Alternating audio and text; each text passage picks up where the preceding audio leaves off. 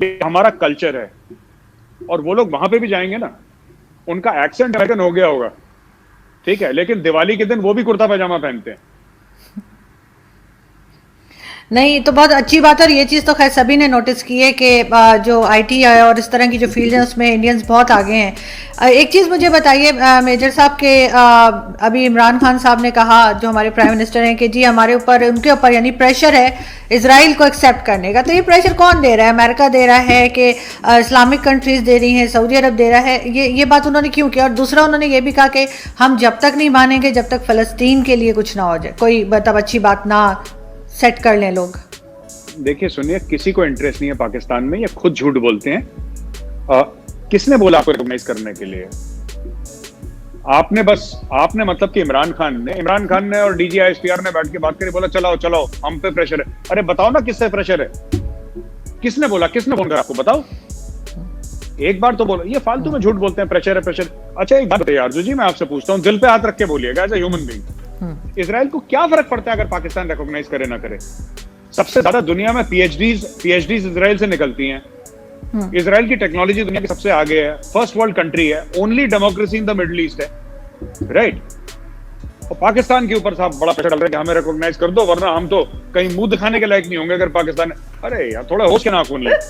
आप सोचे ना आरजू जी, ये इमरान खान पता नहीं क्यों ऐसी बातें करते हैं, मुझे समझ में नहीं आता। वजीर आजम है मुल्क के, थोड़ी सी, मैं ये कह रहा हूँ थोड़ी सी ना कि संजीदा बातें करें, थोड़ी सी सीरियस टाइप की बातें करें। सब बड़ा प्रेशर है। किसका प्रेशर है आप बताइए? किसने बोला आपको? किसका प्रेशर है? कौन कर रहा है? उससे क्या फर्क पड़ेगा? आप ना करें। हम फिलिस्तीन ये सब देखिए, मैं आपको बताता हूँ, 1979 में जनरल जियाउल हक, उस समय ब्रिगेडियर था या मेजर जनरल था, वो किंग हुसैन थे जॉर्डन के, उनके अंडर आके पाकिस्तानी फौज ने फिलिस्तीनियों को मारा है आरजू जी। आप जाके हिस्ट्री चेक करिए, हजारों फिलिस्तीनियों को मारा है। आज पाकिस्तान उन्हीं फिलिस्तीनियों के लिए रो रहा है कि जी हमें आपके हुकूक के लिए हम इजराइल को रिकॉग्नाइज नहीं कर रहे। फिर आपने मारा क्यों था उन हजारों फिलिस्तीनियों को?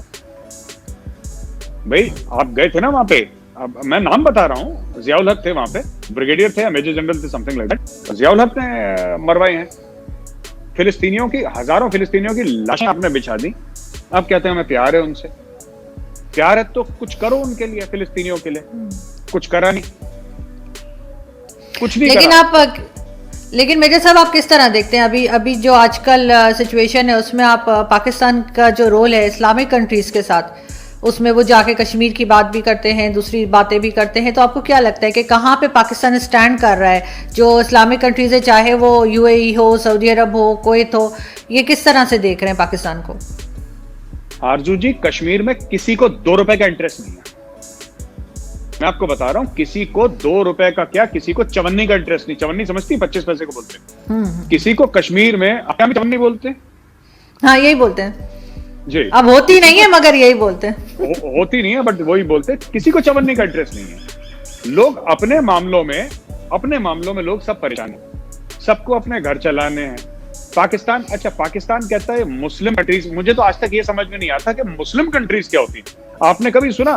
क्रिश्चियन कंट्रीज ने डिसाइड करा है, बुद्धिस्ट कंट्रीज नहीं है भाई। Thailand is a Buddhist country, Burma is a Buddhist country, Japan is very largely Buddhist. आपने कभी सुना है कि बुद्धिस्ट कंट्रीज ने डिसाइड करा, क्रिश्चियन कंट्रीज ने डिसाइड करा?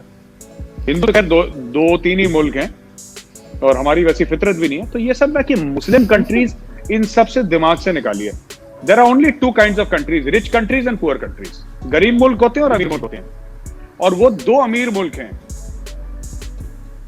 एक ईसाई हो, एक यहूदी हो, या फिर एक मुसलमान हो।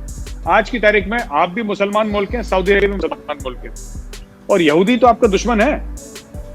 अब आप बताइए सऊदी अरेबिया किसके नजदीक है? एक मुसलमान मुल्क पाकिस्तान के नजदीक है कि यहूदी के नजदीक है? वो यहूदी के नजदीक है। आपके नजदीक है ही नहीं वो, क्योंकि उसको यहूदी से कुछ चाहिए। आपसे पाकिस्तान, सऊदी अरब को कुछ नहीं चाहिए आपसे। आपके पास है नहीं कुछ, आप सऊदी अरब को दे दें। सऊदी अरब के पास पैसा है, वो टेक्नोलॉजी चाहता है, इजराइल के पास टेक्नोलॉजी है। मेरा कहने का मतलब ये सारी चीजें कि कश्मीर का देखिए, इंडिया में एक लॉबी है। आज मैं आपको वाज़ेह तौर पे बताता हूं आपकी शो पे। इंडिया में एक लॉबी है जो कि ये चाहती है कि कश्मीर, पाकिस्तान का जो कश्मीर का ऑब्सेशन है वो कभी खत्म ना हो। I am telling you, and these are intellectual people. इसमें आपके साइंटिस्ट हैं, इसमें आपके डॉक्टर्स हैं, इसमें आपके स्ट्रेटेजिक थिंकर्स हैं इंडिया में।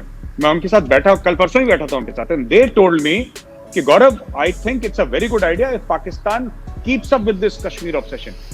हमारी तो कुछ फौज वहां पे अटकी है, ठीक है, और हमारे मुल्क का हिस्सा है, तो हमें कोई फर्क नहीं पड़ता। पूरे पाकिस्तान की मईशत, पाकिस्तान की फ्यूचर आपने कश्मीर पे दांव पे लगा दिया 72 साल से।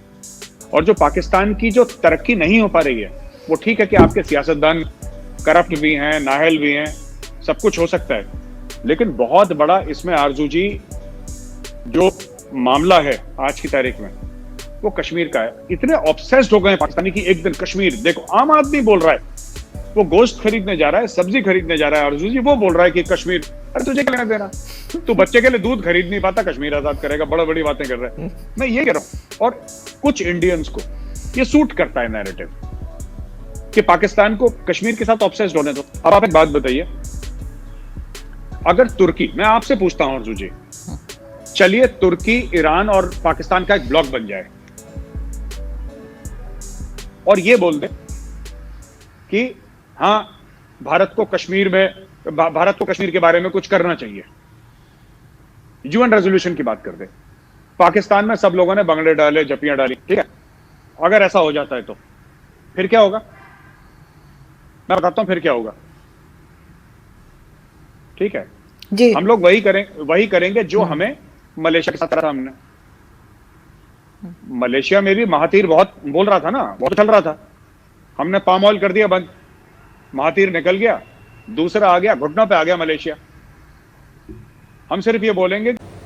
हेलो एवरीवन, हमारे चैनल पे आप सबका स्वागत है। अगर आपने अभी तक हमारे चैनल को सब्सक्राइब नहीं किया है, जल्दी से कर दीजिए।